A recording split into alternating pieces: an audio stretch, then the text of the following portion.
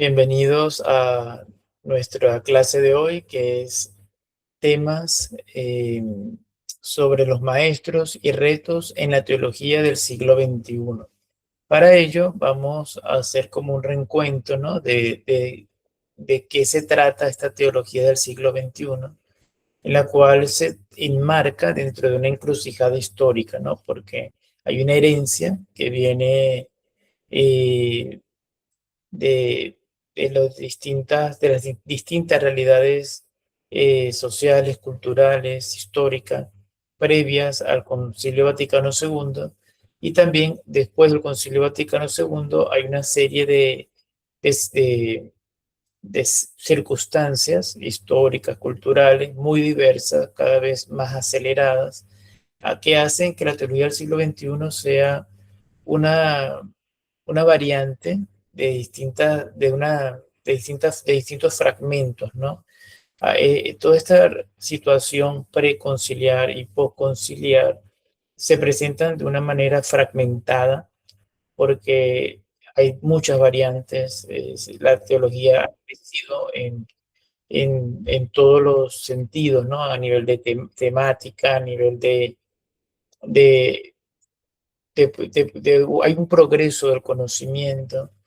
Y también hay unas confrontaciones, ¿no? Que nosotros podemos ver en el día de hoy, como da la impresión de que hay esa confrontación entre los que son más conservadores, los que son más tradicionalistas, con aquellos que son más progresistas. Y intentar vincular y crear una conciliación actualmente dentro de la teología del siglo XXI ha sido muy compleja, ¿no? Bebemos de elementos ideológicos muy fuertes, ¿no? Como por ejemplo en Latinoamérica tenemos la teología de la liberación, que es un fenómeno contemporáneo. Tenemos la teología del pueblo, que se maneja mucho en el cono sur de América, sobre todo Argentina y Uruguay. Tenemos también, además, estos sectores muy conservadores y tradicionales que han tomado una fuerza en los últimos 10 años, después de, sobre todo con el pontificado del Papa Francisco, se ha visto que ha habido como una polarización, sobre todo con el tema litúrgico, ¿no? Eh, y todo esto no nace espontáneamente, ¿no? Estamos viviendo una fragmentación del conocimiento teológico, pero que es una herencia de una fragmentación cultural que viene desde el preconcilio y que después del Concilio Vaticano II, en vez de haber una unificación, ha sido distinto, al contrario, o sea, ha fragmentado mucho más. Desde el punto de vista positivo, el conocimiento teológico cada vez ha sido más prolífero y menos uniforme, ¿no? Yo lo veo dentro del aspecto de diversidad y de crecimiento cognitivo, a nivel metodológico, a nivel académico, a nivel profesional, ha sido para mí positivo el hecho de que ya no se vea de una manera monolítica, sino que cada vez la teología tiene un factor muy diverso que como opinión personal me parece que la enriquece, ¿no? Esta fragmentación cultural también viene unida no solamente a un fenómeno sociológico o histórico o antropológico, sino que también hay un factor científico y tecnológico importante, porque hace 10 años, hace 15 años, la tecnología no es la misma que tenemos ahora. Entonces también el factor tecnológico ha hecho que todo haya cambiado. De hecho, estamos ahora comenzando con la era de la inteligencia artificial y todavía no hemos terminado de asimilar otros retos tecnológicos como es el reto audiovisual, el reto de los celulares, el móvil, el factor de las pantallas. No hemos todavía terminado de asimilar este boom digital cuando ya estamos adentrándonos a otra era, ¿no? Hay una frase que ahora mismo no me recuerdo si era de Bauman, creo yo que era de Bauman, pero no estoy seguro ahora mismo, de que se hablaba de que antes se decía, hay que, en poco tiempo, hay distintos momentos, ¿no? O en una época hay distintos tiempos, o estamos en los nuevos tiempos. Y realmente ahora no estamos hablando de que en una época hay distintos tiempos, sino que dentro del mismo tiempo hay distintas épocas, ¿no? Como una inversión. Ya no estamos hablando de que vivimos una época que antes lo podíamos señalar como que un siglo, 2 siglos, una etapa histórica larga, sino que ahora vemos cómo las épocas se convierten en factores de muy poco tiempo y no estamos terminando de crecer y asimilar una cuando ya estamos inmersos en otra, ¿no? Entonces, a nivel del cronos, a nivel del factor cronológico, el ser humano está actual, contemporáneo de este siglo XXI, es un siglo que nos permite ver distintos cambios muy avanzados, de una manera muy rápida, de una forma que avanza muy rápido. Y además también da la impresión de que es muy débil, muy blando, muy suave, porque como no se permite consolidar y establecer bases porque todo cambia tan rápido, entonces da la impresión de que esta rapidez hace que las bases sean cada vez menos sólidas, que la inteligencia sea menos inteligente y que la sociedad cada día se vuelque más a cosas más superficiales, más rápidas. Es como si nosotros nos estemos acostumbrando que culturalmente comamos comida rápida todos los días en vez de agarrar una receta, tomar el tiempo para hacer la preparación de una comida. Ese tiempo que normalmente sucedía dentro de la historia, ahora no existe, ahora todo es comida rápida. Tomando este tema de la comida como una metáfora, ¿no? Como un ejemplo, que en vez de uno entrar a la cocina, buscar la receta, buscar los ingredientes, picar los ingredientes, calentar el agua, todo ese proceso que lleva mucho tiempo, ahora simplemente se resuelve comprando en cualquier establecimiento una comida rápida que no te va a alimentar igual, pero te quita el hambre. Algo parecido pasa culturalmente con nuestra formación académica a nivel de conocimiento e inclusive con nuestra relación con lo trascendental, porque no es lo mismo tener una visión trascendental asentada con un tiempo, con una cronología, con un espacio que humanamente se permite el tiempo para tú profundizar en ello, a esto que estamos viendo actualmente, en la cual la espiritualidad se confunde constantemente con movimientos espirituales, con paranormales. Es impresionante que ahora mismo la espiritualidad es un término que se utiliza, pero se utiliza para todo, ¿no? Se utiliza desde el hecho de tener contactos extraterrestres hasta el hecho de tú tener una relación con Dios en, en la Eucaristía, ¿no? Las personas no hacen una distinción porque precisamente ante un mundo tan cambiante, tan culturalmente superficial, ahora mismo la espiritualidad es algo que se puede vender como algo que te da paz, que te da tranquilidad, que te da espacio para respirar, pero lo mismo da rezar el rosario que ir a una sesión de yoga, ¿no? O repetir un mantra hindú, o bueno, cualquier cosa que me dé paz, ya yo lo confundo con esta espiritualidad. Y esto para la teología es un desafío y un peligro, ¿no? Porque banaliza lo que es el conocimiento. Así como uno puede banalizar la ciencia eh, con respecto a por qué yo tengo que estudiar cosas que puedo resolver con una calculadora o con una inteligencia artificial. Entonces, así, esa misma banalización de la ciencia a través de la tecnología, lo podemos ver, o con las nuevas tecnologías, lo podemos trasladar de una manera de ejemplo a la teología, en la cual, ¿para qué profundizar en un Dios trascendental? ¿Para qué profundizar en una religión cuando yo simplemente puedo tener un supermercado de opciones que no me ameritan gran compromiso?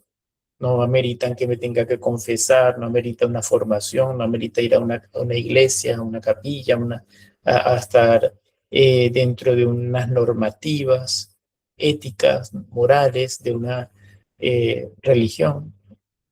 ¿Para qué someterme yo a eso cuando yo mismo puedo formar mi propia religión, creándome un ambiente de paz, de tranquilidad, de estado zen, ¿no? Leí una frase hace poco que puede hacer distinguir la diferencia que hay entre los movimientos espirituales y falsas religiones con respecto al cristianismo, ¿no? Esto puede sonar un poco chocante para aquellas personas que de alguna manera ven el cristianismo como siempre la religión que se presenta de una manera superior a las otras, ¿no? Pero me parece que aclara un poco, ¿no? El panorama, que nunca está de más, que no significa desvalorizar las otras culturas, las otras religiones. Nosotros acá en este curso, yo creo que una de las cosas que más hemos defendido es el respeto a las otras culturas. Eh, Siempre he hablado en función de respeto y de aprender de otras religiones inclusive. Pero también nosotros es bueno a veces definir, ¿no? Que nuestra fe está centrada en Jesucristo y no está centrada ni en Buda, ni en Confucio, ni en Mahoma.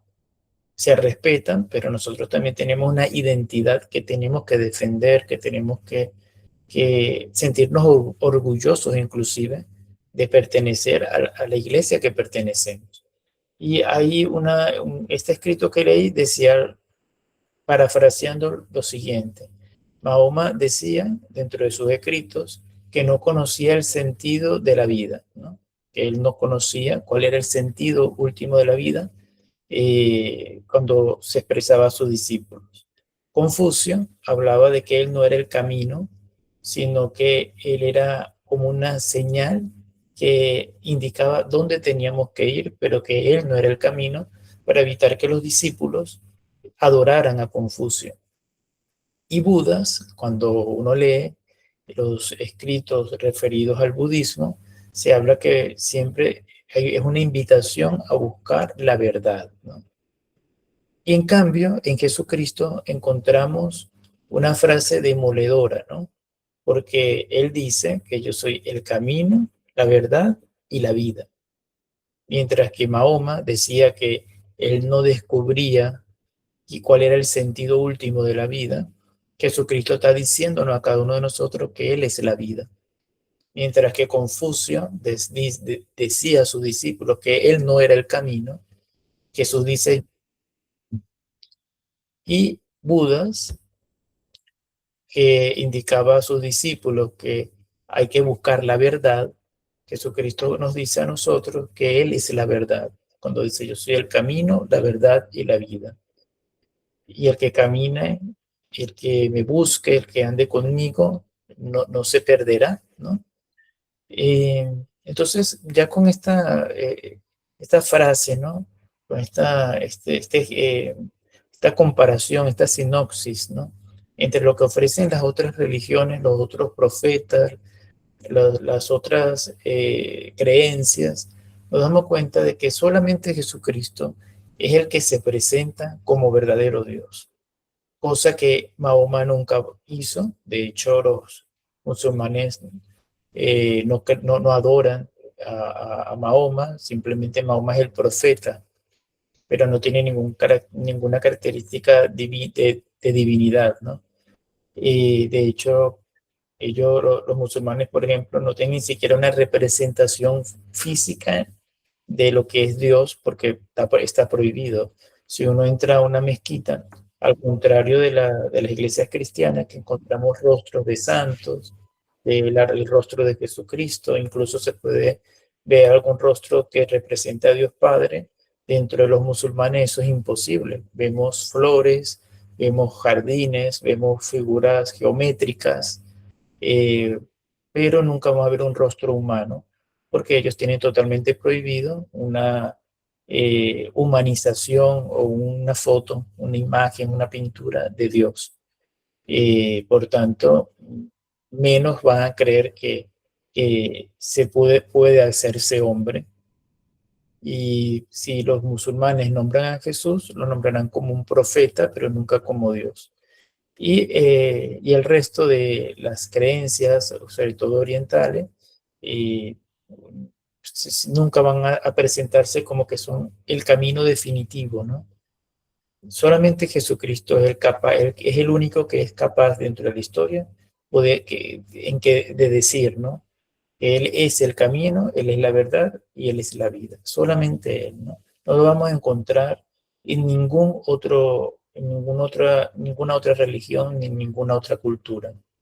Solamente en el cristianismo sucede ese fenómeno, vamos a llamarlo fenómeno religioso, como se muestra esa epifanía, esa manifestación de lo sagrado, se manifiesta de un Dios que se hace palpable, que se hace hombre, que se hace humano. Es un escándalo para todas las culturas del mundo, pero para nosotros es la mayor manifestación del amor que Dios nos tiene a cada uno de nosotros, ¿no? Entonces, partiendo de esta idea, ¿no? De que a pesar de que estamos en un mundo donde todo es muy superficial, nosotros como cristianos estamos llamados a reforzar nuestra identidad cristiana, a reforzar nuestras creencias, reforzar nuestras tradiciones, ¿no? Ahora que vamos a empezar Semana Santa, es importante que nosotros nos acerquemos y apoyemos la iniciativa de participar que participemos en la bendición del agua, en la actividad de las procesiones. Todo esto es importante hacerlo. ¿Por qué? Porque es una manera de nosotros mantener viva la identidad de del cristianismo, y de esa manera nosotros vamos también a fortalecer, ¿no? Esta orgullo, esta realidad que cada uno de nosotros debemos de manifestar con respecto a nuestra fe. Hablar de maestros y retos dentro del siglo XXI, tenemos que buscar voces recientes, ¿no? Porque el siglo XXI es apenas los 26 años que tenemos nosotros, desde el 2000 al 2026, ¿no? Bastante poco, estamos comenzando un siglo en la cual no deja de tener voces interesantes, ¿no? Hay un contexto que es de tránsito, ¿no? También hay una teología en tránsito, en la cual el horizonte actual no es el de la cristiandad clásica.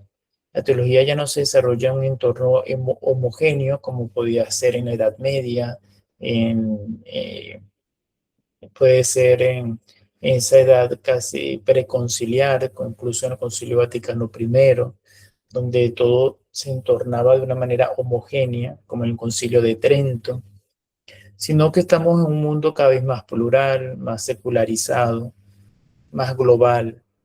Y el punto de inflexión es sin duda el Concilio Vaticano II, que abrió la Iglesia al diálogo con la modernidad, cuando eh, antes se le tenía mucho miedo, ¿no? A esa comunicación, a ese diálogo con lo científico, con lo moderno, con los cambios. Todo eso la Iglesia lo miraba con mucho recelo. Pero en el Gaudium, por ejemplo, tenemos un documento como Gaudium Spes, que es del Concilio Vaticano II, donde se habla sobre la esperanza en el mundo, ¿no? Dando a entender que la esperanza del mundo es la misma esperanza que se refleja también en la iglesia, porque la iglesia, aunque tiene una dimensión espiritual, no es vida aislada, está inmersa dentro de este mundo, dentro de este espacio físico, y por tanto es necesario tener esperanza del mundo, porque teniendo esperanza del mundo, tenemos esperanza de la misma iglesia.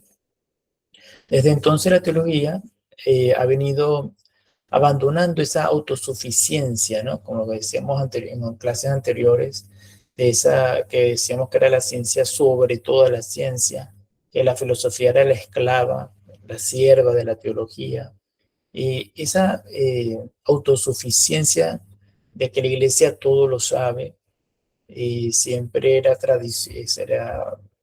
popular, de escuchar, era algo como tradicional, la figura del sacerdote dentro de un pueblo era la persona que más sabía, que más estudiaba. Si uno tenía una duda en la familia, que te decían, habla con el cura, porque acá es menos, pero nosotros que estamos acá venimos de una tradición de que el sacerdote tenía que saberlo todo, ¿no?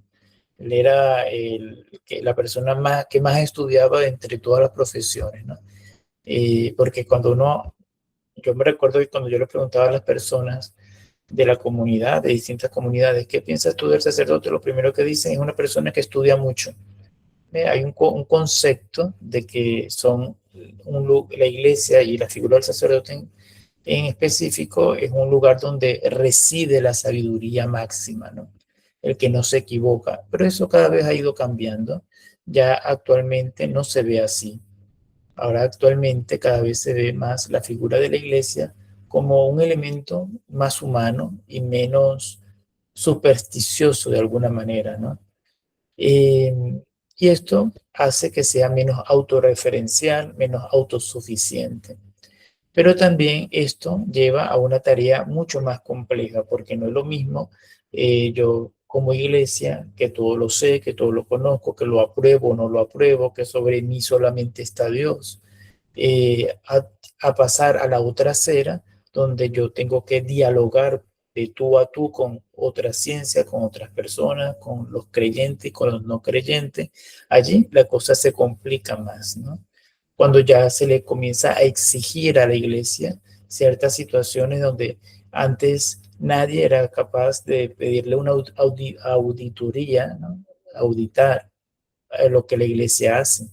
Ahora actualmente estamos en una época, en un tiempo, donde la iglesia se le exige que tiene que ser transparente en sus movimientos bancarios, en sus movimientos de relaciones personales, e inclusive se le pide antecedentes penales a cualquier persona que vaya a trabajar con menores, por ejemplo. Son cosas que antes, hace 10, hace 15, hace 20 años no existían, pero que ahora se van implementando cada vez más. Dentro de las estructuras del Vaticano, por ejemplo, cada vez hay elementos de mayor auditoría, de mayor transparencia, cosa que, como les dije anteriormente, no existía, y cada vez se van implementando mecanismos para que sea más transparente y que sea más público ante el mundo entero, creyentes y no creyentes. Eso no está mal, eso es un elemento positivo, porque si no hay nada que temer, la gente está más tranquila. Ya la gente no confía tanto como antes. A no ser de la iglesia había una fe ciega de lo que la iglesia disponía. Cada vez esa fe ciega va disipando y se necesita mayor, la iglesia y las personas piden mayor control, ya no confían tanto en que como es de la iglesia, siempre va a ser correcto todas las decisiones que tome. Cada vez se están pidiendo más controles, ¿no? ¿Por qué? Porque somos humanos, porque ha habido fallas, porque ha habido errores, y el error más catastrófico lo estamos sufriendo actualmente a raíz de los abusos de menores, a raíz de malversación de fondos. Y todo esto está bien, no lo estoy inventando, basta con acercarnos a cualquier hemeroteca digital y darnos cuenta de que hay situaciones, noticias muy lamentables de movimientos religiosos donde se han encontrado abusos a nivel de incluso abusos que llevan incluso a lo físico, ¿no? A la humillación, al maltrato, y su máxima expresión ha sido la pederastía. También ha habido malversación de fondos. También, por ejemplo, hubo un caso muy sonado en la época del Papa Francisco, cuando hubo esta compra de un inmueble en Londres con dinero que se debería de usar para la caridad y se terminó usando en la compra de un inmueble, un edificio en Londres. Usted lo coloca en Google y va a aparecer toda esa situación de malversación de fondos que antes era más, no es que no existieran, pero al no tener la tecnología comunicativa que existe hoy, todo era más callado, más silencioso, lo sabían unos pocos, pero ahora cualquier cosa que se haga mal hecha, sea para vender noticias o sea para desacreditar, ahora esas noticias salen inmediatamente. Y eso es un factor moderno. La teología ha tenido que también asumir esa tarea compleja que es pensar la fe en una situación de diálogo, en una situación de controversias, donde la coherencia moral sería nuestra bandera, pero lamentablemente nosotros mismos que conformamos la iglesia nos hemos dedicado a cada vez mancillar más esa imagen y la iglesia, digo, las personas como tal, que no son creyentes, ya no cada vez van creyendo más, menos, con menos confianza con respecto a lo que es religioso. Los maestros de la teología contemporánea son los mismos que hemos mencionado constantemente, pero volvemos a mencionarlo. Por ejemplo, la teología contemporánea bebe del conocimiento de la obra teológica, académica, profesional, de autores muy importantes como por ejemplo Karl Rahner, que lo hemos nombrado en otros momentos, ya que él propone una teología trascendental, pero que parte del ser humano y que parte desde la escucha de la palabra de Dios. Su gran intuición de Rahner es que la gracia no es algo extrínseco, sino que parte de la autocomunicación con Dios desde, desde lo más profundo de la existencia humana. Entonces entra en relieve una característica muy importante que es la conciencia, que mientras que otras corrientes teológicas se hablaba de que la conciencia solamente era para limitar, o estaba limitada con respecto a la moral, es decir, la conciencia estaba superditada, estaba por debajo de las normas morales. Cuando se va reflexionando dentro de esta teología de Karl Rahner, ya no son las leyes morales, culturales que están por encima de la conciencia, sino que es desde mi propia conciencia como existencia humana, como una conciencia que ha sufrido, que es diferente a cualquier otra conciencia. Desde allí es que parte esa autocomunicación con Dios y por tanto las leyes están superditadas a esa conciencia y no la conciencia a las leyes morales. Entonces, esto es una inversión muy, muy importante que todavía actualmente no todos los teólogos están de acuerdo, pero que ha marcado un antecedente de mucha relevancia y de hecho, gracias a esta iniciativa de pensamiento de Rahner con respecto a la conciencia, es que se elabora el documento Amoris Laetitia, por ejemplo, donde se introduce esta forma de pensar, donde la conciencia tiene un valor sumamente importante en el momento, en cuanto a la conducta humana. Inclusive está por encima la conciencia y esta autocomunicación de Dios está por encima inclusive de algunos elementos normativos, ¿no? Como sobre todo a nivel moral. Con respecto a esto, eh, hablando de Amoris Laetitia, justamente hoy se cumple años de aniversario de haberse firmado ese documento Amoris Laetitia. Es un llamado también a releerlo, ¿no? Ese documento que fue muy polémico del Papa Francisco. Otro teólogo que ya hemos nombrado, pero hay que nombrar porque de allí surge la teología del siglo XXI, es Hans Urs von Balthasar, ya que Balthasar devolvió la teología a la dimensión estética y dramática, cosa que ya gracias a unas preguntas de Hernán hemos estado profundizando un poco sobre esta parte teodramática de la teología. Para Baltasar, la verdad cristiana no se entiende, sino que se contempla, ¿no? Otro elemento metodológico que yo siempre he tomado y les he comunicado, que la teología y a Dios no se le comprende, no se le entiende, no se le estudia inclusive, sino que se le contempla. La contemplación es el método donde uno puede alcanzar la belleza de la revelación, porque es algo que no se puede expresar con palabras, especialmente la figura, por ejemplo, de Cristo crucificado. ¿Cómo nosotros poder armar en conceptos lo que sucedió en la cruz? A la cruz, al hecho de la pasión, muerte y resurrección de Cristo, que es lo que vamos a empezar a meditar, a vivir en esta semana a partir de mañana. Más que entenderlo, lo que hay es que contemplarlo. Cuando nosotros pasamos de no comprender, sino a contemplar, nuestra mente se abre mucho más.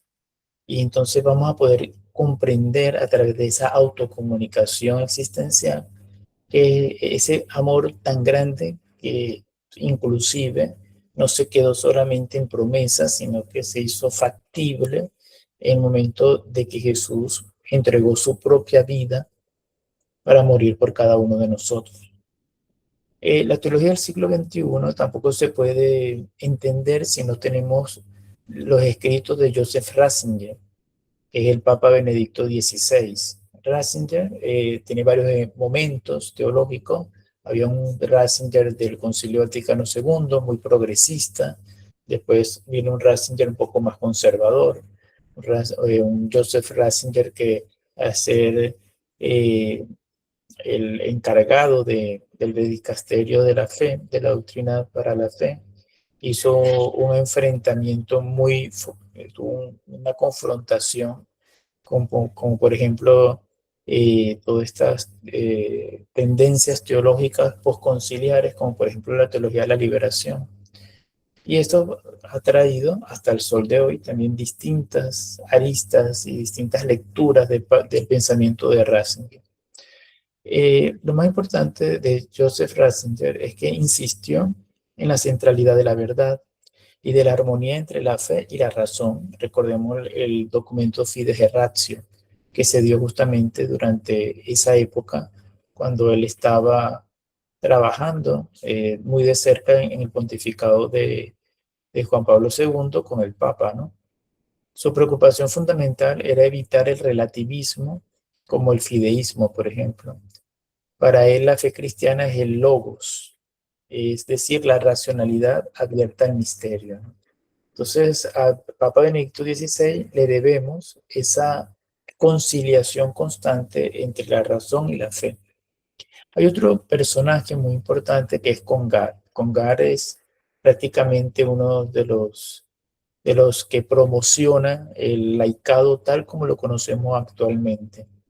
Congar contribuyó decisivamente también lo que es la eclesiología en el Concilio Vaticano II. Su reflexión del pueblo de Dios se ve plasmado en la Lumen Gentium, en el documento Lumen Gentium del Concilio Vaticano II. Congar habla de un laicado que tiene que formarse, que tiene que definirse, que habla de la identidad del laicado, inclusive de la teología del laicado, y sigue siendo un personaje fundamental para comprender la iglesia de hoy. Yo para poder complementar a Congar también está un teólogo que se llama Combline, y en la cual yo invito a leer, ¿no? Yves Congar. Tenemos otro teólogo que tampoco se puede entender la teología del siglo XXI sin él, que es Gustavo Gutiérrez. Gustavo Gutiérrez es el que introdujo la dimensión social dentro de la teología. Se le conoce como el padre de la teología de la liberación. Y nunca fue censurado por la iglesia, a pesar de que hay teólogos de la liberación que fueron duramente criticados. El caso de Gustavo Gutiérrez nunca tuvo directamente una sanción. En el pontificado del Papa Francisco hubo un reconocimiento de su obra antes de inclusive el morir, Gutiérrez.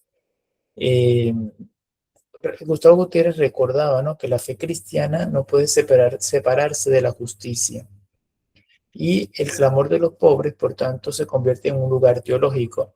Todavía muchos teólogos se resisten a aceptar esta afirmación.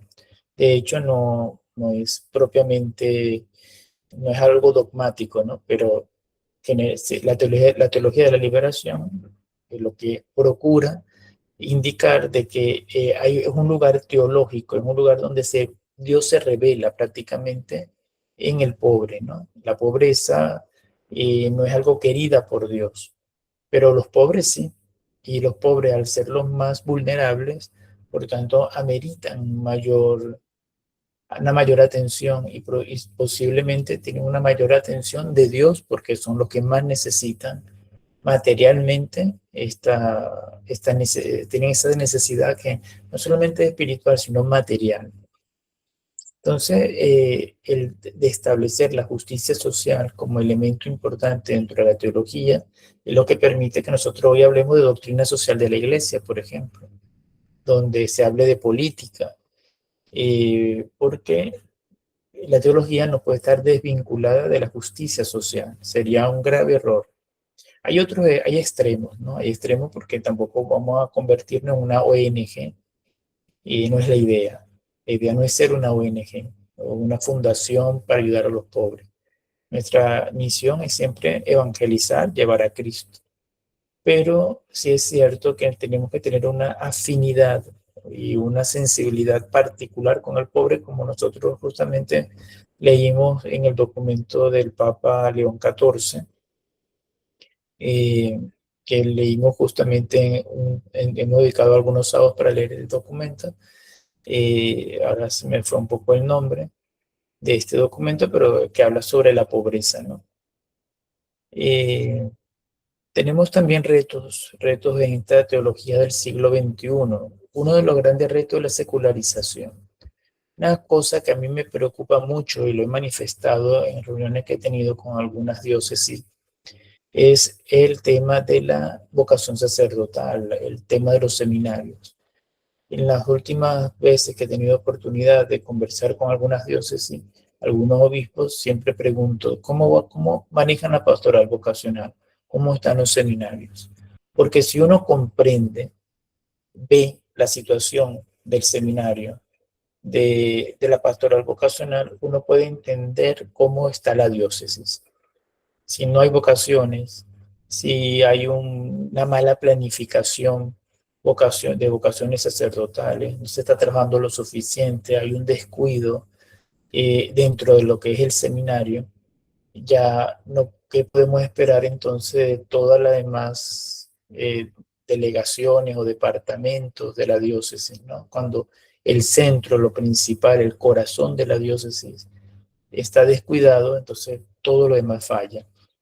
Recordemos hablando como en términos del cuerpo humano, recordemos que es una figura que se utiliza dentro del Nuevo Testamento, el cuerpo místico de Cristo, ¿no?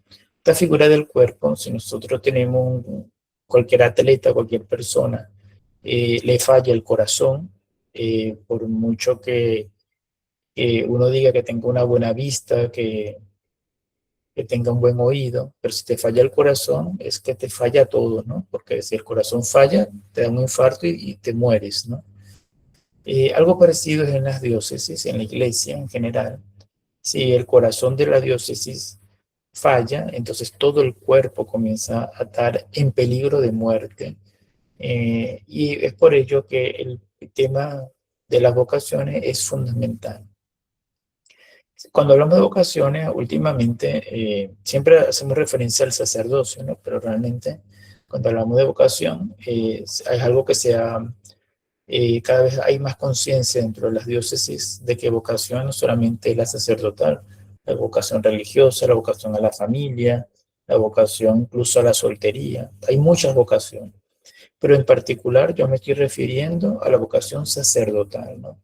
Que tiene que ser cuidada, no se puede confundir con las otras vocaciones y en muchos casos, en muchas diócesis, está grave. una situación grave, en alarma. Eso es lo que hablamos como la primera dificultad y eh, el primer reto que tenemos como iglesia, sobre todo, por ejemplo, aquí en Europa, ¿no? Yo no voy a nombrar diócesis por respeto, ¿no? Pero yo conozco varias diócesis donde la situación vocacional es bastante crítica y hay países europeos donde eh, todo el país no llegan a 30 ordenaciones. Y es una situación compleja y grave que hay que tener en cuenta, ¿no? ¿Y esto es por qué se debe, no?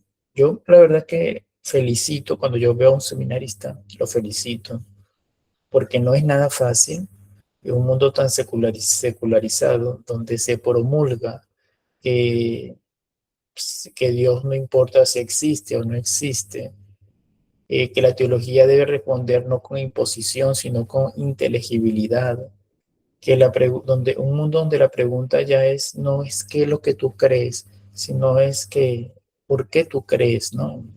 Ya la gente no pregunta qué es lo que tú crees, sino se sorprenden y te preguntan es por qué tú todavía sigues creyendo. Hay una parte en la escritura, en la primera carta de Pedro, capítulo 3 versículo 15, donde se dice que estad siempre dispuestos a dar razón de vuestra esperanza, ¿no? Estén siempre dispuestos a dar razón de su esperanza. Porque a la hora de la verdad es eso lo que nosotros podemos tener como herramienta, como arma, para enfrentar el secularismo. Eh, Revelar, expresar, dar razones de por qué tenemos esperanza. El mundo que tenemos actualmente, aunque diga que no cree en Dios, realmente está falto de esperanza. Y si nosotros podemos responder que vivimos con esperanza, ya ahí estamos evangelizando sin decirles a ellos directamente que tienen que creer en Dios, ¿no? Que recordemos esta cita como como una estrategia de evangelización, ¿no? La cita es la primera carta de Pedro, capítulo 3 versículo 15. Estad siempre dispuestos a dar razón de nuestra o de su esperanza. También tenemos otra dificultad dentro de la teología actual, que es la diálogo con las ciencias, ¿no? A pesar que la teología cada vez menos autorreferencial, menos autosuperior, eh, y que está más abierta a a la comunicación con otras ciencias, también es verdad que también sigue siendo un campo complejo. ¿Por qué? Porque la misma ciencia se ha diversificado mucho. Entonces está la cosmología, está la biología, está las neurociencias, pero ahora esto está unido a su vez con la tecnología. Entonces vamos a encontrar que actualmente la ciencia va no solamente con la idea de curar enfermedades, por ejemplo, sino va en la idea de que el hombre va a vivir muchos más años, la muerte va a ser opcional, ¿verdad? Entonces, por ejemplo, hay personas que conozco que están dentro de esta área científica, donde su preocupación es que la gente morirá porque le caiga un piano en la cabeza o vaya por un barranco, pero que físicamente, biológicamente, están buscando la manera que las células puedan autogenerarse, bueno, o uno va a congelarse esas personas que se mueren y en vez de enterrarlas las congelan. Entonces hay una disposición que para nosotros es un reto responder, ¿no? Vamos a escuchar un momento a Flor, que quiere comentar algo, Flor. Flor, el micrófono. Más o menos en el minuto 10 que yo entré, estaba hablando de la situación, cómo está la sociedad actual. Y yo estuve recordando, pues, el Papa Francisco retomó de un filósofo lo de la sociedad líquida, Sí. ¿verdad? Es muy preocupante, pues, que vivamos en esa situación de una sociedad, de un ambiente, de un entorno líquido, y no solo líquido, también fragmentado, decía usted, está roto. Además de líquido, está fragmentado, está sin rumbo. Entonces es muy preocupante. Y bueno, ahorita que tocaba el tema de la crisis en la pastoral vocacional, tiene que ver con eso, porque si todo el entorno está de esa manera, líquido, fragmentado, sin rumbo, entonces tiene la incidencia en la pastoral vocacional. Realmente la crisis es fuerte, ¿verdad? Nosotras la vida consagrada estamos en extinción prácticamente. Las congregaciones nos estamos reconfigurando, tratando de unirnos porque ya somos muy pocas y vamos a desaparecer. De hecho, con la estructura que nacimos, si no se recrea la estructura de la vida consagrada, si no tiene una recreación, una reconfiguración, qué sé yo, una transformación, así como existimos ahora, vamos a desaparecer. Yo creo que dentro de 50 años ya no hay vida consagrada como la estamos viendo ahora. Y lo mismo con el tema de los sacerdotes, ¿verdad? Que la crisis es fuerte. Y ya el Papa Francisco también en la alegría del Evangelio hacía ese llamado a los sacerdotes, ¿verdad? En cuanto al secularismo y como esa desidia espiritual y otro nombre que él usa para decir que cómo se está perdiendo la fuerza del espíritu. Y el otro tema del clericalismo, ¿verdad? Que está bien enraizado y que eso no permite que se levante. Creo que uno de los primeros documentos y de cartas que mandó el Papa León desde que inició su pontificado fue enviar una carta a los seminarios, porque los seminarios tienen que adaptarse, actualizarse y no sacar el producto que ahora tenemos, se puede decir, porque sí está, no quiero decir la palabra perjudicando, pero sí la iglesia está bastante como en un tiempo de crisis y de sombra por los sacerdotes que han salido de los seminarios, y son pocos y como que no se ajustan a la realidad y a la necesidad del pueblo. Y ya allí me quedo porque ahorita Ronald estaba tocando el último tema, ¿verdad? Del sentido de la vida, que también es una cosa que está tremenda. Hasta ahí. Gracias, Flor. Sí, tu mensaje es muy importante porque tú hablas desde la experiencia como consagrada y eso es para nosotros acá muy valioso.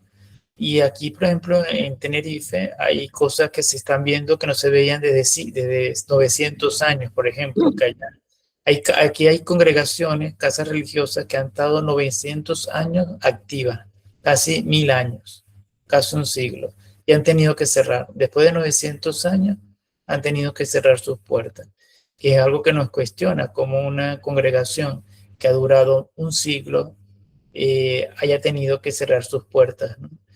Entonces, cosas que son situaciones que nosotros nos tienen que hacer ruido, ¿no? Hacer ruido y llevarnos a reflexionar. Hay otra crisis que les quería comentar, que aparte de la ciencia y este tema del transhumanismo, de que ya le hice referencia de estos procesos celulares que se están estudiando, de microchips que se quieren colocar en el cerebro, en las neuronas, todo esto va a venir. Ciegos que van a ver, entonces ya después van a decir lo que Dios te privó, que fue la visión, la ciencia te lo está dando, porque va a llegar el momento en que va a haber chips y elementos tecnológicos que van a permitir que personas que son ciegas puedan ver mejor, personas que son sordas puedan escuchar. Entonces prácticamente una divinización del milagro tecnológico y eso poco a poco va a venir con más fuerza. Aparte de ello, tenemos también la crisis antropológica, donde ahora tenemos un problema de los terians que se creen animales, del transgénero, del problema de que LGTBIQ cada vez le ponen más letras, ¿no? Porque hay un problema de identidad antropológica muy notoria, ¿no? Que además se une a la promoción ideológica de parte de algunos partidos políticos, que lo que hace es empeorar la situación. Y tenemos un valor antropológico donde la muerte muchas veces es una respuesta positiva, ¿no? Entonces vienen los problemas de suicidio, por ejemplo, o la eutanasia como una solución de mis problemas, donde la muerte, así como se planteaba en los campos nazis, donde si estás enfermo, donde se está deprimido, donde tienes un problema psicológico, la solución que daban los nazis, ¿cuál era? La muerte, los campos de concentración. Y prácticamente estamos volviendo a esa falta de humanidad, donde lo que le estamos ofreciendo a las personas es la muerte en vez de la vida. O sea, aquí en España hace poco, ayer, estos días, se aprobó la eutanasia el jueves. Una chica, se llama Noelia, tiene 25 años, fue violada, intentó suicidarse, falló, estaba media parapléjica y al final aprobaron su muerte asistida. 25 años y el gobierno, a pesar de que sus padres no querían, le aprobó que podía morir, se suicidó, ¿no? O le ayudaron a lo que llaman muerte asistida. Esa es la solución que da la sociedad de hoy, la muerte. No le dan la opción del amor, si no le dan la opción es de morir. Yo les recomiendo que puedan buscar la información el jueves, eso pasó el día jueves, que esa chica le aplicaron la eutanasia con 25 años. El problema del mal es otro problema que tenemos nosotros, ¿no? El problema del mal y el sufrimiento. Y eso lo podemos ver, por ejemplo, en las guerras donde lamentablemente hay un componente no solamente histórico, político, sino religioso, musulmanes contra judíos, judíos, musulmanes y cristianos, enfrentados por circunstancias históricas, por intereses económicos e intereses políticos. Es una manera donde el mal se está manifestando ante nuestros propios ojos. Pero yo les digo a ustedes que donde más se está manifestando el mal, no solamente es en las guerras, sino en la depravación que siempre ha estado, porque algunos de ustedes han estado en algunas clases donde he hablado sobre la perversión humana y hace poco tuve un diplomado sobre los casos de psicópatas históricos. Y eso ha estado siempre, ¿no? El caso Franklin, que aquí por lo menos recuerdo que Walter, Gerardo han estado presentes en ese curso que hicimos. Hablamos de la perversión y el caso, eh, eh, este caso que se llama, ahora se me fue el nombre, pero en el caso de Nebraska, donde ya desde caso Franklin, ustedes colocan en Google caso Franklin y todo lo que está viviéndose de la isla de Epstein, de la pederastía en grandes élites, en grandes círculos poderosos del mundo, ya eso es totalmente viejo, ya en el 71, 82, 85 han salido los mismos casos con otros personajes, pero estamos viendo que hay realmente una adoración al demonio en estas élites y que lo podemos tocar. Yo creo que un tema pendiente que tenemos que tocar es precisamente lo que está detrás de lo de la isla de Epstein. Eso es algo que deberíamos tocar como perversidad humana. Pero ¿cuál es el problema? Eso siempre ha estado. Pero lo que me preocupa es la naturalidad con que lo estamos viendo. Está delante de nosotros una serie de noticias que son muy graves, contra menores y vemos que quién está preso. Todavía no hay ningún preso porque el que está preso, el dueño de la isla se suicidó o entre comillas se suicidó porque lo más probable es que lo hayan matado Y está la esposa de él con 20 años apenas, nada más, 20 años de cárcel. 20 años para miles de personas que están desaparecidas y prostituidas, incluso siendo menores de edad. Y eso ante la mirada de todo el mundo, y no hay nadie que lo toman con tanta naturalidad. Yo no he visto a nadie protestando en las calles ni exigiendo justicia de todas esas personas que han sido abusadas por todas estas personas poderosas y artistas, que hay de todo, científicos, de todo, hemos podido ver dentro de esa lista de este. Y hasta ahora yo no he visto que haya habido una acción jurídica fuerte contra los responsables. Entonces, esa naturalidad con que estamos asumiendo el mal, lo veo muy preocupante. Ya para ir terminando, ¿no? Sobre todo para escucharlos a ustedes, si ponemos a enumerar todos los problemas o lo que tenemos actualmente ante la teología, son muchos, ¿no? Por ejemplo, también está la inculturación y el pluralismo religioso, donde ya el cristianismo no es eurocéntrico como lo veníamos acostumbrados, que Europa, los papas casi siempre eran nada más de Roma o de un país europeo. Ahora vemos como hay papas, los últimos papas han sido eh, de América, por ejemplo, los dos últimos, el Papa León y el Papa Francisco, han sido del continente americano. Vemos cómo el cristianismo ha crecido en África, en Asia, y al contrario, en Europa se está vaciando. El cristianismo cada vez es algo más vacío, es un cascarón vacío cada vez más, ¿no? Entonces aquí entra el tema de la identidad, que ya lo hemos hablado en introducción. Y el último problema que quiero tocarle, no es porque sea todos los que, hay muchos más, pero no nos daría el tiempo a abarcar todos los retos que tenemos. Hay un problema, un reto, que es el eclesiológico. La Iglesia enfrenta crisis que ya hemos mencionado a lo largo de esta disertación, que es, por ejemplo, la credibilidad. Ya lo hemos discutido, porque no tiene credibilidad la Iglesia en este momento. Están los abusos y secularización interna.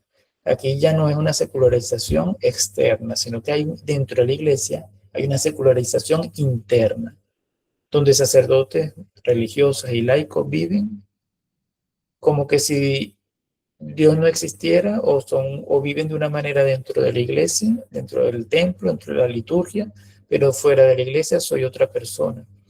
Hay casos de escándalos que para mí es muy triste, una gran tristeza cuando escucho, leo, o se hace público audios, mensajes de sacerdotes que por un lado dan misa, son excelentes sacerdotes pastoralmente, pero después que terminen su oficio como sacerdotes, como que si a tal hora dejan de ser sacerdotes y comienzan a ser otras personas.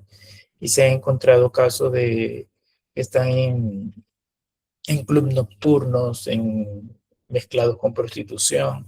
Hace mucho vi uno que estaba no es que lo vi yo, sino que salió en la noticia, pero lo pillaron en unas cosas de esta de que las personas comienzan a hablar y a hacer chistes, tiene su propio nombre, ¿no? Esa pues, que uno va para un sitio donde hay una persona, un comediante hablando, ¿no? Y lo pillaron con una pareja, con su pareja, aparentemente, porque no lo negó. El comediante le dice que si está con su pareja, él no dice nada. El otro lo que hace es abrazarlo y era otro hombre, ¿no? Y eso, la gente, bueno, pasó, la gente esperaba algún sector de la iglesia, esperaba que tuviera un castigo, un reclamo. La verdad es que no hubo ningún reclamo. La cosa quedó allí, pero eso quedó grabado, quedó ahí evidenciado. Sí, a lo mejor me imagino que privadamente le llamarían la atención, pero el daño ya está hecho, porque la gente lo que va a ver es que, por un lado, el que me está dando misa, por otro lado, está yendo a un show de comediante con cierta pareja que es un hombre de paso. Entonces, es que si fuera sido una mujer, también es malo, ¿no? Tampoco, porque para eso es célibe. Pero y el hecho de que sea un hombre creo que es más escandaloso todavía, ¿no? Porque por todo lo que conlleva, el contexto que lleva eso. Pero eso, bueno, y lamentablemente pasa y ocurre. Entonces, eso es lo que yo llamo una secularización interna. Personas que están viviendo su vida, no les importa su cura, pero tengo mi pareja, mi hijo, mi familia, eh, de una manera paralela a lo que ha prometido, de una manera paralela a lo que prometió con su vocación. O, o también que llenan su corazón con la avaricia, entonces están por el dinero, están por los cargos, están por la imagen. Es muy lamentable que esto suceda dentro de la iglesia porque nos deja mal a todos nos deja mal. ¿Qué queda? Rezar por ellos, ¿no? No criticarlos, pero sí, sí orar por ellos. Eh, Vamos simplemente para terminar, nombrar unos teólogos que yo también tenía anotado, que son contemporáneos, que están vivos todavía. Por ejemplo, Monseñor Ladaria, que fue prefecto de la fe en época de Papa Francisco, ¿no? Un especialista en antropología teológica, habla sobre la gracia, pensamiento sobrio, profundamente patrístico, y realmente a Monseñor Ladaria hace falta leerlo. Pasa que parece dentro de los teólogos muy tímido, pero que tiene una gran aportación. Está el otro que era prefecto de la fe, que es Gerard Müller, es prefecto del dicasterio para doctrina de la fe. Su teología insiste en la continuidad doctrinal, en la centralidad de Cristo, famoso porque últimamente porque las personas que son más tradicionalistas, más conservadoras, lo han asumido como una especie de representante, ¿no? Está Walter Casper, un teólogo que ayudó mucho al Papa Francisco, sobre todo en sus inicios. Es alemán, su teología habla o parte de la misericordia, y tiene una gran influencia no solamente en el pontificado del Papa Francisco, sino inclusive en el pontificado actual, con el Papa León XIV. Desarrolla una visión donde Dios se revela como amor que se inclina hacia la fragilidad humana.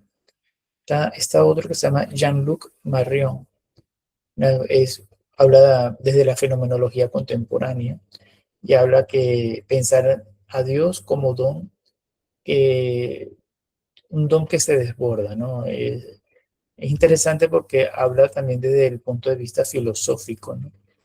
Está Rowan Williams, que es el antiguo arzobispo de Canterbury, integra patrística, espiritualidad y pensamiento contemporáneo, sobre todo apunta a lo que es la vida contemplativa.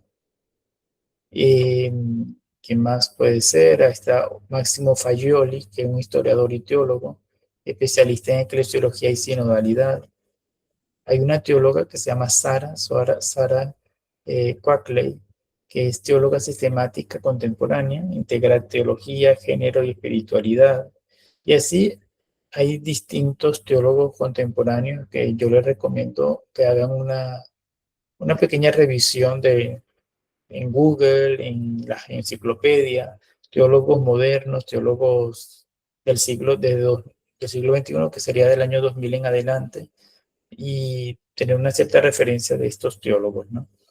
Bien, yo no sé si quiere alguien compartir sobre su experiencia a raíz de este tema, de los retos que tenemos como iglesia, cómo ven la teología en estos momentos, si tienen, ya yo he hablado bastante, si quieren ustedes compartir y hablar de sus propios retos, de sus propias realidades, lo pueden hacer y así aprendemos todos de todo.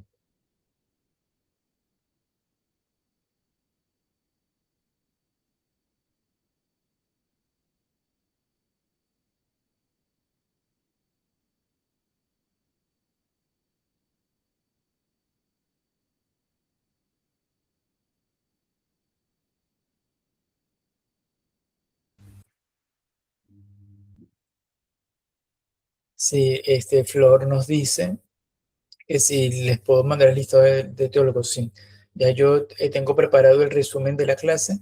Cuando terminemos de esta clase, yo les comparto en el grupo, les comparto el resumen y ahí están todos los teólogos que hemos mencionado, incluso más. de los que hemos mencionado para que los puedan tener allí, a tener acceso a ellos. Entonces se los comparto.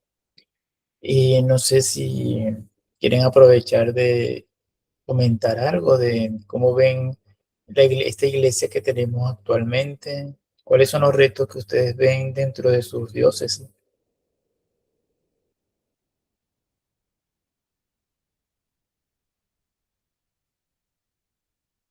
Sí, Ronald.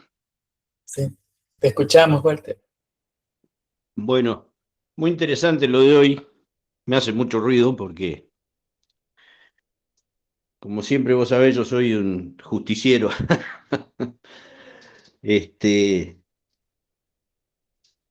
Yo creo también que hay un poco de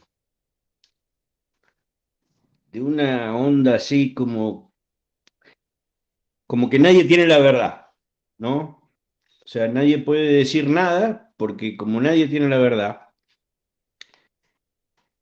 y creo que el camino justamente es ese, intentar ir por el lado del Evangelio y Cristo, que es justamente el camino, la verdad y la vida.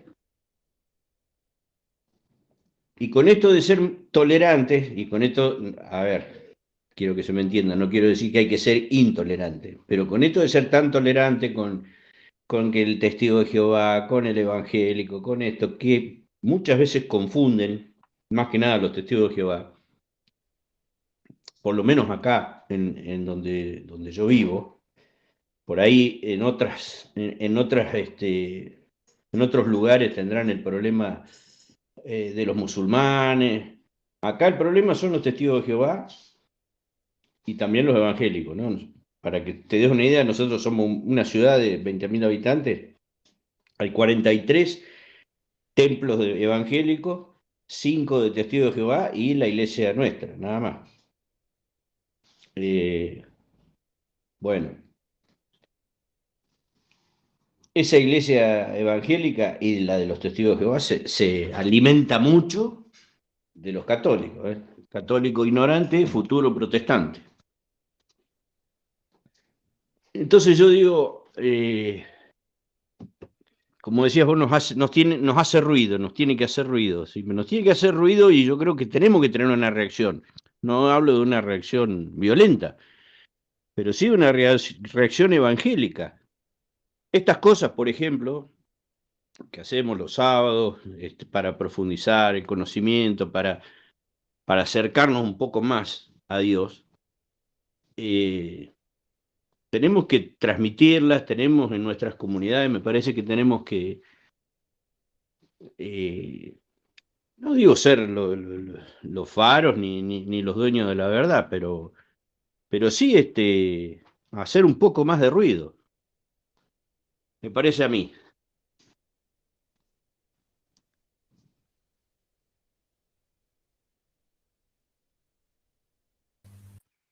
Gracias, Walter. Sí, estoy de acuerdo con tus palabras. Es algo que tenemos que nosotros no solamente escuchar, aprender, sino también dar y transformar todo lo que conocemos, lo que sabemos, transformarlo en acciones concretas, ¿no?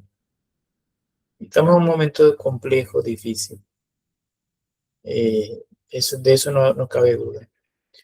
No sé si otras personas quieran comentar, no sé si Gerardo, Anani, Emi de Guatemala, gracias por estar presente, Emi, a ti y a tu esposo. Hernán también, no sé si quieren comentar algo de estas dificultades y retos. Y vamos a escuchar un momento a Gerardo, que levantó la mano. Buenas noches a todos. Excelente disertación la de hoy, muy importante y realmente eso es una verdad absoluta, lo que estamos viendo, porque aquí en Venezuela es la misma cosa que mencionó Walter. La iglesia protestante y los testigos de Jehová, independientemente, van tomando terreno, y por más que bueno, quizás sus pastores, no sé de qué manera ellos hacen y calan sobre la persona para que, como dijo Walter, la ignorancia de esta persona hacen que vayan hacia ellos. Y uno muchas veces, yo conozco bastante evangélicos, inclusive que compartimos muchas actividades y bueno, y ellos se aferran a unas situaciones de simplemente la lectura de la Biblia. Pero cuando tú le demuestras, por ejemplo, algo que me pasó el viernes, me dicen de que cómo hizo Adán y Eva para que tuvieron 2 hijos únicamente. Y después era que los hijos de Eva, perdón, los hijos de Adán y Eva tenían también relaciones con su mamá. Entonces yo le digo, mira, ¿de dónde sacan ese absurdo ustedes? Y eso, ¿ustedes quiere que te responda filosóficamente, teológicamente o históricamente? Y entonces, pero no vale la pena porque estábamos en un sitio popular y engancharse a tratar de convencer unas personas así que, aunque son, porque había una persona que era católica la que dijo esa manifestación. Entonces, realmente es la ignorancia y la falta de quizá de valores que es lo que permite lo que hemos planteado en esta situación, lo que tú, Ronald, has planteado en esta situación. Y precisamente la iglesia va perdiendo terreno. ¿Por qué? Porque la iglesia católica, me menciono yo, va perdiendo terreno porque muchas veces nosotros mismos los católicos, estamos dando pie a que se disipe ese amor a Cristo, esa situación de respeto, de liturgia, etcétera, etcétera. Y bueno, y ahí vamos, y vamos perdiendo terreno. Y es una realidad que no podemos pasarla desapercibida. Gracias por escucharme. Gracias, Gerardo. Sí, son retos que vamos encontrando en nuestras iglesias particulares. Vamos a escuchar a Nani. Bueno, yo creo que así como nos están hablando nuestros hermanos, ¿no? Ese tema, pero yo diría que otro de los retos es la superación del clericalismo, porque el clericalismo muchas veces hace daño en la feligresía, en esas madres, en esas abuelas que de repente han querido que sus hijos o sus nietos fueran sacerdotes. Y viendo la actitud con la que muchos sacerdotes tratan a sus fieles, bueno, ya ellas dejan de entusiasmarlos, ¿no? A sus familiares. O que los mismos jóvenes directamente tengan experiencias con sacerdotes tan negativas como para que se retiren del seminario o del preseminario. En mi diócesis, el obispo actual creo que su meta principal es la vocación sacerdotal. Tiene una especie de escuela previa donde los muchachos entran, están con él, llevan una previa formación antes de decidir si realmente quieren entrar a las órdenes. Entonces, tú nos has hablado de que, bueno, eso ya está desapareciendo en muchos lugares del mundo, pero fíjate, hay todavía esa esperanza, al menos en mi obispo yo tengo esa esperanza, porque lo veo trabajar muchísimo por las vocaciones. Pero el clericalismo va como que paralelo. A mí me preocupó mucho y me decepcionó mucho una conversación que tuve con un sacerdote y comentaba sobre otro recién ordenado del que yo decía, realmente está ordenado, porque yo no he visto nada en las redes, yo no vi una foto o algo así. Bueno, más vale que no. El sacerdote se molestó y me dijo, bueno, ¿cuál es el problema? Él es un hombre como cualquiera. Así como hay abogados, hay médicos, también hay sacerdotes. ¿Cuál es el problema? Nosotros no somos diferentes. Ay, bueno, el tono fue tan brusco que yo me quedé sorprendida porque me ha podido decir lo mismo, pero no en un tono tan agresivo, que yo lo sentí en el momento agresivo.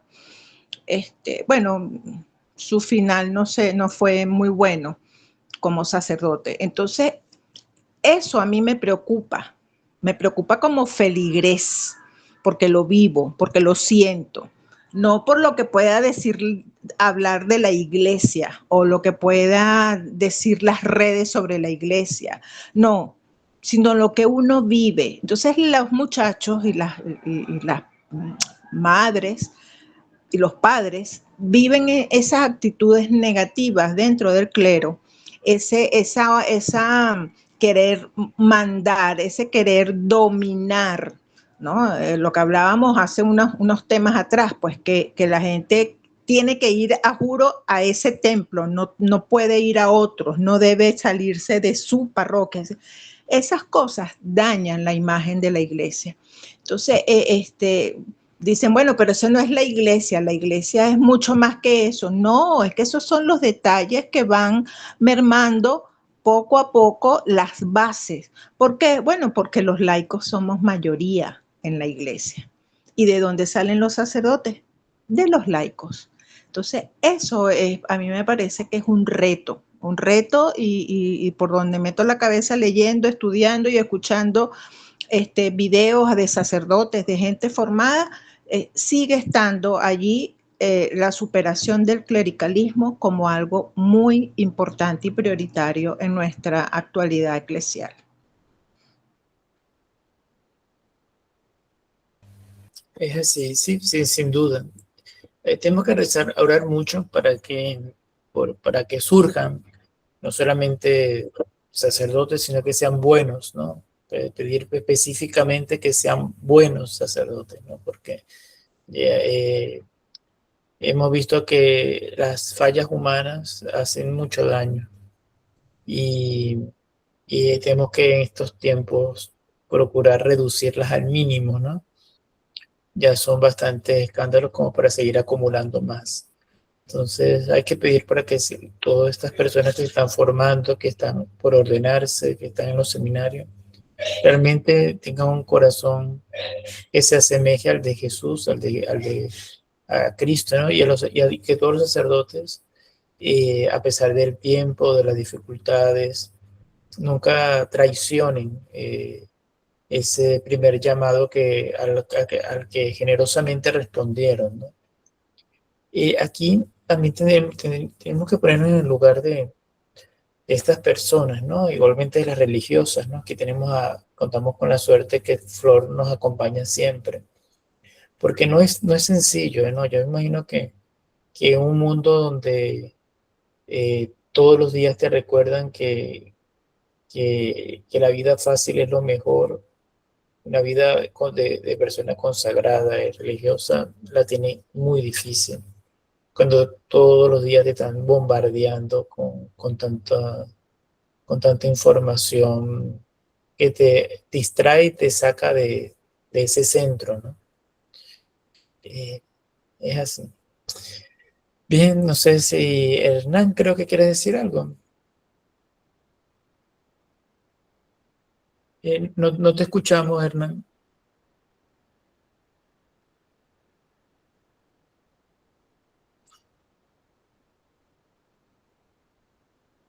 ¿Ser algo que tiene que ver con el audífono, puede ser?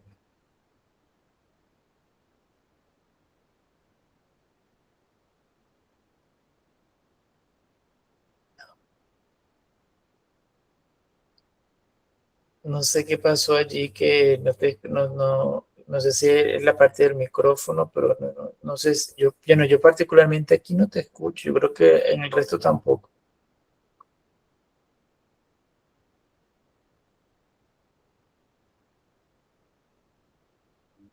No, No nos escucha. no se escucha, ¿verdad? ¿Qué pasaría allí? Bueno, Hernán, pero si quiere, nos escribe en el chat mientras tanto, si quiere alguna pregunta o algo. Si quieres nos escuchas, nos escribes por allí. No sé si nos faltaría Emi, no sé si quieres decirnos algo de Guatemala. Gracias, Ronald. Pues la verdad que es algo tan importante el conocimiento que pues nos traslada, ¿verdad? Y pues a la vez pues yo por mi parte aquí en nuestra parroquia pues tenemos una pastoral de vocación y entonces pues se hacen, me parece que cada 2 meses retiros para los jóvenes, ¿verdad? Para que de ellos pues nazca ese deseo de tomar esa vocación, la que ellos consideren. Y pues gracias a Dios ahí están los jóvenes bastante animados, ¿verdad? Pero como decías, ¿verdad? Hay que hacer oración, ¿verdad? Para que pues de los jóvenes pueda nacer ese deseo de seguir esa vocación, ¿verdad? Y también pues con eso de los protestantes, ¿verdad? Lamentablemente pues aquí en este municipio por donde vivo yo, eh, cada vez que una persona pues está enferma, ellos no sé cómo hacen para enterarse, ¿verdad? Y entonces los visitan y tratan de convencer a los enfermos, ¿verdad? Para que ellos pues se pasen a la religión donde ellos participan. Ese es el método que ellos utilizan para que los hermanos, ¿verdad? Que están enfermos. Entonces, cuando uno ya visita a los enfermitos, ellos dicen, me han visitado más los protestantes, dicen ellos, ¿verdad? Los católicos casi no me han visitado, apenas me acaban de visitar. Entonces, pues es algo triste, ¿verdad? Porque ellos a través de que, o sea, se aprovechan, ¿verdad? De que los que están enfermitos, ¿verdad? Para poder convencerlos y pasarse a otra religión, ¿verdad?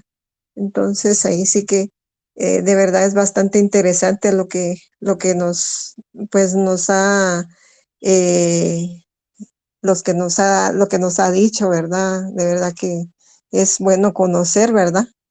Y solamente gracias. Gracias, Emi, por tu participación. Saludos a la Iglesia de Guatemala. También saludo a tu esposo que nos acompañó la semana pasada. Y bueno, y en general hay problemas que son idénticos, muy parecidos en distintas diócesis. Mantenemos también problemas parecidos, semejantes. Bien, yo no sé si hay otra persona que quiera decir algo o comentar Ronald, ¿me algo. escuchas? ¿Ahora sí? Sí, ahora te escuchamos. Ahora sí, Vale. Hernán. Listo. Pues yo no he tenido estas experiencias tan amargas como mis demás compañeros, pero sí me he dado cuenta, por lo menos, desde la cercanía de familiares, tanto del núcleo primario como el núcleo extensivo, y además pues con otras personas, pues que digamos que cuando se habla de los temas teológicos son muy ajenos y a veces lo tildan a uno o le siguen la corriente como si uno fuera loco. Entonces eso es una cosa pues que a mí no me gusta, pues porque yo soy uno de los apologistas en ese sentido, es decir, el ser defensor de la fe. Y lo único que yo les digo es que se dejen deleitar y seducir por Dios. Eso por un lado. Y por el otro lado, yo les respondo de dos formas, con dos citas bíblicas, o mejor, con dos frases muy importantes que permean todo lo que tiene que ver las Sagradas Escrituras. Es ser perfectos como Dios es perfecto, debemos ser perfectos como Dios y que tengamos los mismos sentimientos de Jesús. Entonces, con eso, ya por lo menos uno puede despertar un poco de curiosidad y ya Dios va dando su gracia para que se puedan adentrarse en estos temas que son importantes desde todo el punto de vista, desde todo lo que hemos hablado, desde todas las 10 clases que tú nos has comentado, hasta los temas más sensibles. Eso es lo que yo quería decir. Vale, muchas gracias, Hernán, y bueno, y todos los que han participado. Creo que podemos dejarlo hasta acá. De todas maneras, vamos a seguir viéndonos los sábados. Yo todavía ya les diré qué temas vamos a tocar en los próximos encuentros. Hay varios, muchos, todos son interesantes. Tenemos que discernir para ver cuál es el más correcto, ¿no? De hecho, el tema me atrae mucho también hablar sobre este tema de las élites y situaciones que estamos viviendo en el mundo que encierran tanta maldad, ¿no? De todo esto que no vemos tan fácilmente, cómo se manipula, que va con respecto a la pederastía, las tratas de personas, el aborto, todo eso tiene una relación, ¿no? Una red que lamentablemente es donde el demonio actúa. Eso también hay que denunciarlo y puede ser que también saquemos un día para hablar sobre ello, sobre todos estos temas, ¿no? Ahí vamos viendo cómo los organizamos. Bien, me despido dándole las gracias por su asistencia, por su perseverancia y bueno, y que disfruten y vivan esta Semana Santa que ya empieza con el Domingo de Ramos. Bien, voy a dejar de grabar y gracias nuevamente. Muchas gracias. Buenas noches a todos y feliz Semana Santa, felices Pascua.